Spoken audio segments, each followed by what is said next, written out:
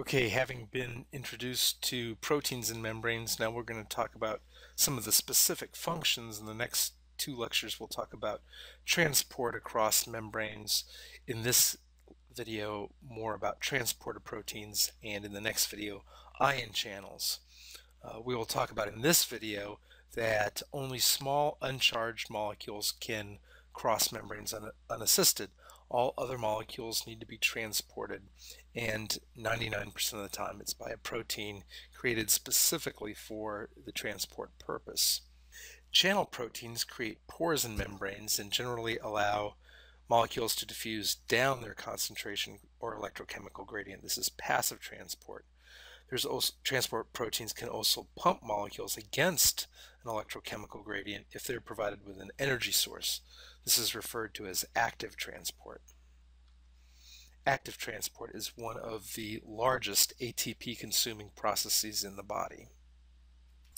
This slide taken from the web shows two structurally related and sequence related proteins. They are pore proteins called aquaporins, and molecular dynamics simulations have defined channels in the two. This yellow channel permits the translocation of glycerol across the membrane, and this purple channel permits the translocation of water across plasma membranes.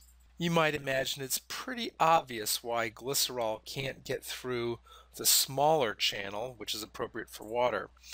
But it's not at all obvious why a small molecule like water can't get through a larger channel made for the glycerol molecule. But we'll provide some clues to that in the following video after this one.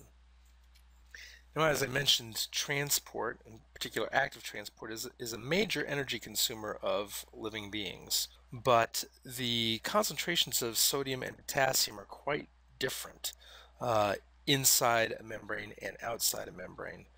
Sodium being present at 145 millimolar outside the cell and approximately 10 millimolar inside the cell, where potassium is almost the opposite, 140 millimolar inside the cell and only 5 millimolar outside the cell.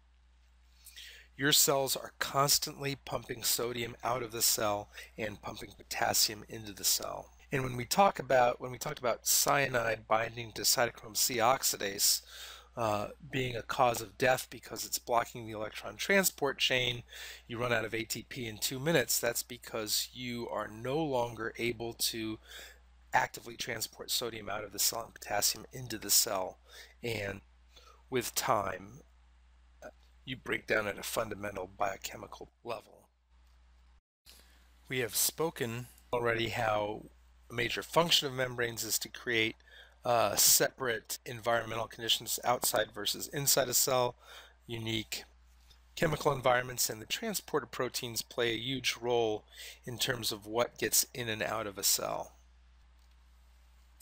Now, without proteins, if we create, for instance, a synthetic lipid bilayer, most molecules of interest to cells cannot cross a barrier. Any large, even uncharged polar molecules, amino acids, glucose, nucleosides, they cannot cross the barrier. Electrically charged ions certainly cannot, and the thermodynamic reason these aren't crossing the cell is because this is a very hydrophobic region, as you know, and neither of these are energetically happy in hydrophobic environments. These need water and counterions for solvation. Small hydrophobic molecules pass almost completely unimpeded by membranes, and small uncharged polar molecules would get through, but to a lesser extent. You might have made this a very skinny arrow and this green one a very fat arrow to indicate relative rate. We just talked how sodium was 145 millimolar outside the cell. You might consider that water is 55 molar concentration, and so that there's so many water molecules, a few will make it across, but proportionately it's a small amount, so the rates are small. So generally speaking, small uncharged molecules can get through. Anything that's slightly larger and anything that's charged cannot cross a membrane. So two classes of membrane transport proteins are transporters, which we'll speak about in this video. Channels will be the subject of the next video. Transporters generally bind specific molecules, undergo conformational changes, and allow the solute molecule to exit on the other side of the lipid bilayer. If it's down a concentration gradient, this will be an energetically quote-unquote free process. If it's against an electrochemical gradient, you will need to provide energy to transfer the molecule. Channels open and close and allow free diffusion of molecules down their electrochemical gradient. And as we showed with the pores, there's can be remarkable selectivity for exactly what molecules can get through these channels. This slide merely schematizes the fact that transporters are in general specific for specific types of molecules, classes, and it can be very specific. They're not generally not generic sugar transporters. There's a glucose transporter, there's a lactose transporter, there's a maltose transporter, and so on. Same for amino acids and nucleotides. So the expression and location of the transporter proteins are highly regulated. So this is highlighting here passive transport and active transport. Here we have two concentration gradients. Let's call this outside the lipid bilayer. We'll call this inside. So high concentrations, low concentrations. Anything moving in this direction gets an energy-free pass. They can do it by simple diffusion, by channels, or transporters. To go in the other direction, you're going to have to put in energy, and there's many ways of powering this, but passive transport and active transport. Passive transport can involve a solute binding to a protein, and the binding event itself can trigger the conformational change. And then when a conformational change occurs, that can alter the affinity of the protein to the solute, releasing it on the other side. And also, when compared to the concentration gradient, the laws of mass action will favor a bound state when the transporter protein is interacting with the concentration of molecules outside the cell, and it will favor dissociation when you have an environment with a very low concentrations of that solute. So there's nothing other than straightforward thermodynamics going on in this process. And I hope you can recall the occasions of allostery that we saw where the binding of small molecules can trigger conformational changes in proteins, and that's what's happening here with these transporters. In this slide, we revisit the electrochemical gradient, which we talked about in ATP production in the mitochondria, and this is making the point that it's not strictly speaking the concentration gradient, but the electrochemical gradient that determines the passive diffusion direction. In scenario A, we have two forces. We have a concentration gradient, high concentration, low concentration, and we have electrostatic driving force, positive charges repelling here being attracted to the more negative side of the membrane, and this fat arrow is indicating a large passive diffusion constant across the membrane. In scenario B, we have opposing forces. We have a concentration gradient pointing outside the cell. We have an electrochemical gradient pointing inside the cell. The positive charges are happier on the negative side of the cell, and so that the book is implying that the concentration gradient is greater in magnitude than the electrochemical force pointing inwards, and so that there will be a slow diffusion rate or transport rate of these ions across the cell going to the outside. So for active transport, we mentioned you had to power it by the provision of energy. The electrochemical gradient, again schematized as the passive direction would be from the outside to the inside, and here we're going to show three different ways of active transport these yellow molecules against the electrochemical gradient.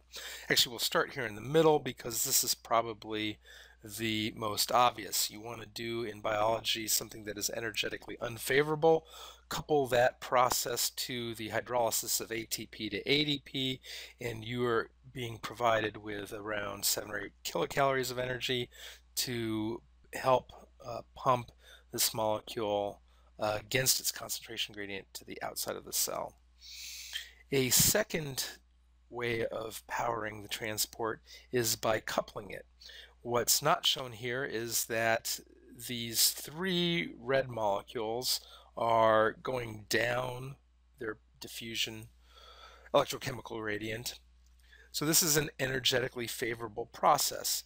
The the energy the free energy decrease for these molecules going inside the cell is greater than the free energy increase of the yellow molecule being transported outside the cell. So the net transport of these four molecules, three red ones, one yellow one, is energetically favorable as a whole. It's not required that one set of molecules are going down in one direction and the other. This is a particular type of coupled transport called antiport. You could also have symport, as long as which is yellow molecules and red molecules going out, as long as the red molecules are going down their concentration gradient, that could help power the yellow molecule going against its concentration gradient. Lastly, we have light-driven pumps.